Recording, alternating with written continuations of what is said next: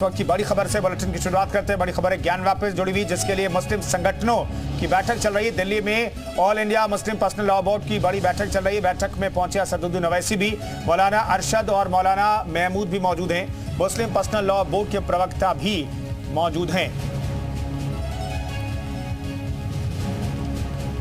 इस वक्त की बड़ी खबर आप बता रहे हैं। All India Muslim personal law board की बड़ी बैठक दिल्ली में चल रही है। असदुद्दीन ओवैसी भी चूंकि इस बोर्ड के सदस्य हैं, उनकी मौजूदगी है।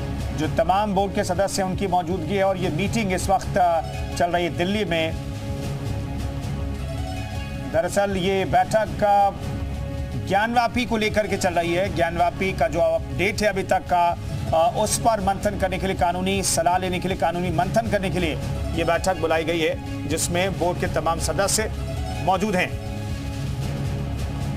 ये तस्वीरें हम आपको दिखा रहे हैं, दिल्ली की तस्वीरें हैं, जहां पर all India Muslim personal law board की बैठक चल रही है। ये बैठक ज्ञानव्यापी को लेकर के हो रही है। दरअसल ज्ञानव्यापी के एक हिस्से में जो ग्राउंड फ्लोर पर व्याजी का तहखाना है, उसमें पूजा का अधिकार कल अदालत ने दिया। रात में करीब 11:30 बजे पूजा पाठ शुरू हो गई है। वहां पर खास व्यवस्था की गई है। सैयद मुबस्सिर हमारे सहयोगी इस खबर पर बातचीत करने के लिए दिल्ली जुड़ रहे हैं। सैयद, बताइए क्या चल रहा है और क्या पॉइंट है मीटिंग का?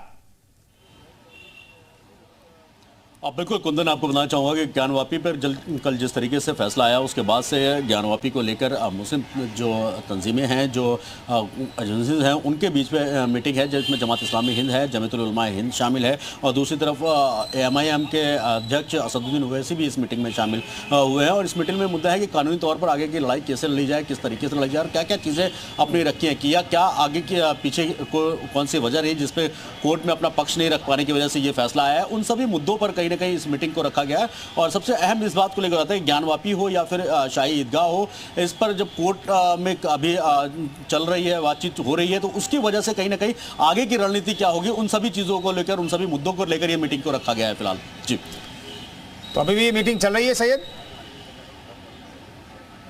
जी बिल्कुल, अभी मीटिंग चली। मैं पीछे देखिए, मैं जमीयतुल उलमा हिंद के जो दफ्तर है ITO पर वहीं मौजूद हूँ और यहाँ पर असदुद्दीन ओवैसी हो या जमात इस्लामी हिंद के वाइस प्रेसिडेंट सलीम इंजीनियर हो या फिर जमीयतुल उलमा हिंद के मौलाना अरशद मदनी हो या मौलाना महमूद मदनी हो, वो सभी लोग इस मीटिंग में मौजूद हैं। और अभी बीच में एक ब्रेक लिया गया था नमाज की वजह से और उसके बाद अब दोबारा से मीटिंग शुरू हुई है। हालांकि बताया जा रहा था कि जो मुद्दे हैं ज्ञानव्यापी के बाद जो फैसला आया है उसके अहम जो हो जाता है और इसके आगे की लड़ाई कानूनी तौर पर किस तरीके से लड़ रही है और किन किन चीजों को रखना है सामने, उन सब चीजों पर बातचीत हो रही है। जी बिल्कुल, तो क्या ये मीटिंग प्लान थी सैयद या फिर अनप्लान थी? कल जब फैसला आया उसके बाद ये आनन फानन मीटिंग रखी गई, या फिर ज्ञानव्यापी को लेकर कई मामले चल रहे हैं? अब तो जो श्रृंगार गौरी का मामला है, पूरे ज्ञानव्यापी परिसर को लेकर के बातें चल रही है, तो तमाम मामलों को देखा जा रहा है, स्पेसिफिक तरीके से हर बिंदु पर मीटिंग में चर्चा हो रही है।